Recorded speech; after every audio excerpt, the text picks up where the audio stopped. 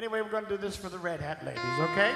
Because I got a little bit of heaven with my Red Hat girls here tonight. All right, this is for you. Got a little bit of heaven in this lonely world. In this lonely world, I've got a little bit of heaven on earth. Now when I'm with my girl, when shadows fall. Grandma Dove, she was very musically inclined. She played the accordion, she had an organ, she had a piano, and she had a guitar. So I would spend my days and evenings, especially in the summertime when I was real little, sitting there with her and her teaching me to sing. And of course she was trying to teach me to play the piano, but she did teach me to play a little bit of guitar. And I would spend hours and hours just listening to her sing.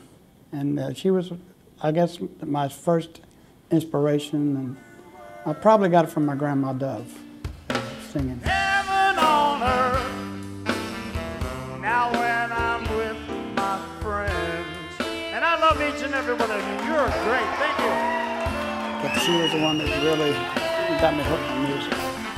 I love music. Well, I graduated from Herndon High School in Virginia, and then went right into the Coast Guard. Got boot camp in Cape May, New Jersey. So I wanted to be close to home, so they just stationed me here in Baltimore at Clinton Street, the foot of Clinton Street, on a buoy tender called the Coast Guard Cutter Violet. So that's the way I came to Baltimore, and that was in 1955. Of course, I brought my guitar with me, and I sang on the ship all the time, and the guys kept telling me to shut up. We'd go down to Betterton and do the buoy tenders there. And I would get off and get on the dock and play, and people would come sit outside the clubs, and the guy at the club would say, well, why don't you come on inside, and how much will you charge me? And I said, well, let's see, we got like 33 guys on the boat. We need 7 cases of beer. So that's what they would give us, and then we'd go inside, and that's where we stayed. So that's where we got started. And then one night we got up at Elmer's down on Pratt and Light Street. And I sang a couple of songs. The guy hired me for $5 a night. So that's actually how I got started, down on Pratt and Light Street. I wanna be. After I got out of the service, which was in '59, I came back to Baltimore and put the group together of the Belltones, which was Johnny Gillespie and Billy Holmes and Claude Hatmaker and Tony Jeppy.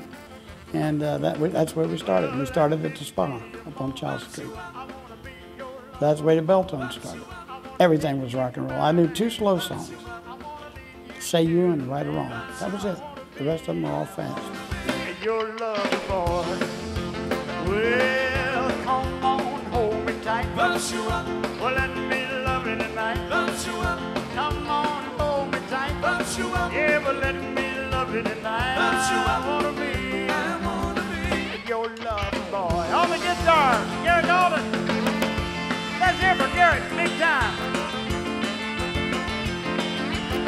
We got our first record in 1956 or 57, Loverboy, which I understand it's worth a little bit of money now. I'm not sure, it's maybe $25 or $30, but it's gone up quite a bit. We've cut 500 copies of it. And we went around to all the stores and we'd do a little show and try to sell them for 99 cents a piece, which we did. And that was our first recording. We did that at a friend of mine's garage. It turned out pretty good. Now it's worth a lot of money. Bill Sizemore was my manager at that time. And Bill, we took, because we had planned, we wanted to go to Nashville and record. We had planned this for a couple of years. So every time we did a show, we took $100 out of my money and put it in a checking account. And we had saved up $4,000. Now we were supposed to use that money to go to Nashville to record. Well, his friend Dick Obitz and him decided they wanted to open a teenage nightclub over in Brooklyn called the Palms. So they said, well, we'll give you money back as soon as we make some in the club. So they spent my money getting the Palms, and they went broke in about 6 months. So the money that I had saved up to go to Nashville, they lost. And that was the end of him being my manager. And so I asked the guy that owned the spa to put up the money. So that's how we went to Nashville and did Say You. And that was our first hit. In 1963, we put it out. But actually it didn't become a hit until early '64. I truly do. It broke in Baltimore first, WCAO, Johnny Dark, and all the guys there, R.C. Allen and Frank Luber and Les Alexander, all those guys. So they're the first ones to break the record. Then in Flint, Michigan, it became #1 in Flint. And then Detroit started playing it. Well, then it went to Pittsburgh, and then it went to Cleveland, and just moved around city to city. By the time it hit the charts, it was off the charts here in Baltimore.